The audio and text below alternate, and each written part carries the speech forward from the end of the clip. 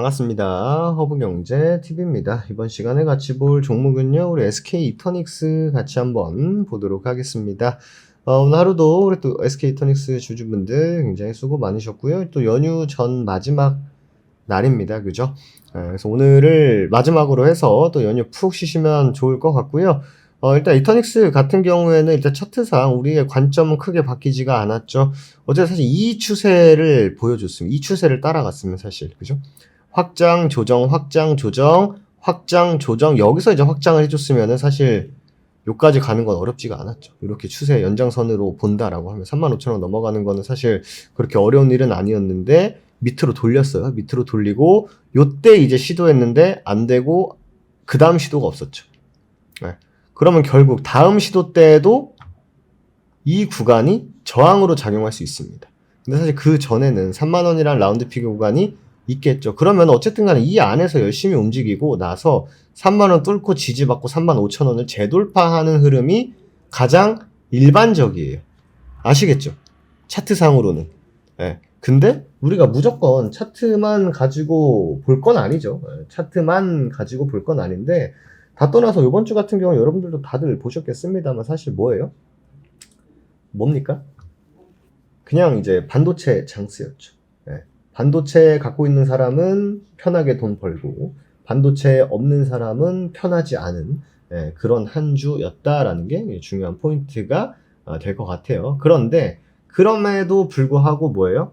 이제 중요한 건 이제 무슨 시즌이 옵니까? 중요한 건 이제 실적 시즌이 오죠.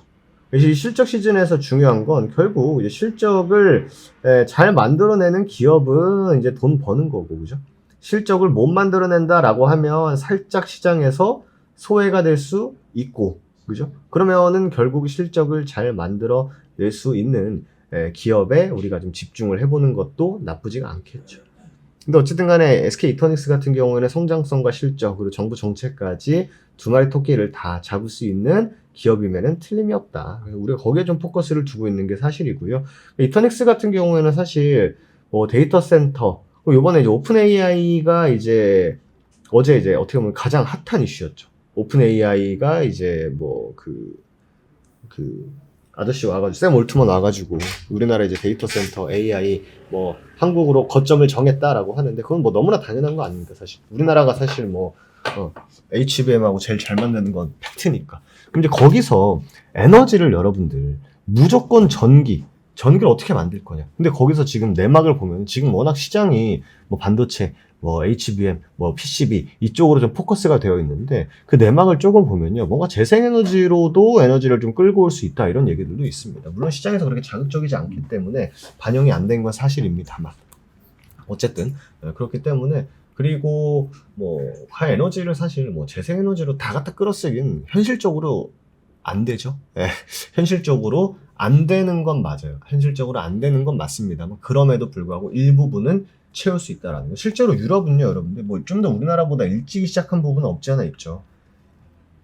재생에너지를 상당 부분 아까 뭐 리포트 보니까 한 전체 에너지 한 40%를 재생에너지에서 끌고 왔다 뭐 이런 얘기들도 있더라고요. 그러니까 우리나라도 점차적으로 바꿔 나가야 되는 과정에 있고, 그죠? 10월달 그리고 또 입찰, 신한 우위, 실적, SK 이터닉스에게는 사실 나쁠 게 별로 없습니다.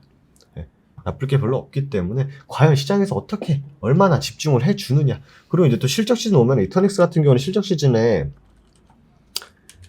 나쁠 게 사실 없어요. 그리고 HD 현대마린 솔루션 그리고 HD 현대 에너지 다 버티고 있습니다. 사실 종목들 보면 워낙 사실 반도체 쪽으로 돈이 많이 들어가고 사람들의 집중도가 너무 센 건 맞아요. 너무 센 건 맞는데 그렇다고 해가지고 이 신재생 쪽 이쪽이 무너져 내렸냐? 그것도 아니다라는 거죠. 그것도 아니다라는 겁니다. 그렇기 때문에 굳이 뭐 지금이야 뭐 반도체가 강세인 거는 인정할 수밖에 없는 거고 그 다음 섹터에서 어디로 돌아갈 수 있냐? 거기에 우리는 좀 더 포커스를 더 보자라는 말씀을 드리도록 하겠습니다. 관련해서 텔레그램에 오늘 여러분들 여기도 한번 신경 쓰셔야 됩니다라는 거 오늘 올려드렸거든요. 그래서 이 내용 꼭 한번 확인해 주시면 여러분들도 투자하실 때 도움될 수 있는 내용이니까 많이들 관심 가져주시기 바라도록 하겠습니다. 좋습니다. 한 주 여러분들 너무 수고 많으셨고요. 저는 다음 주 금요일 날 여러분들과 함께 인사 드리도록 하겠습니다. 감사합니다.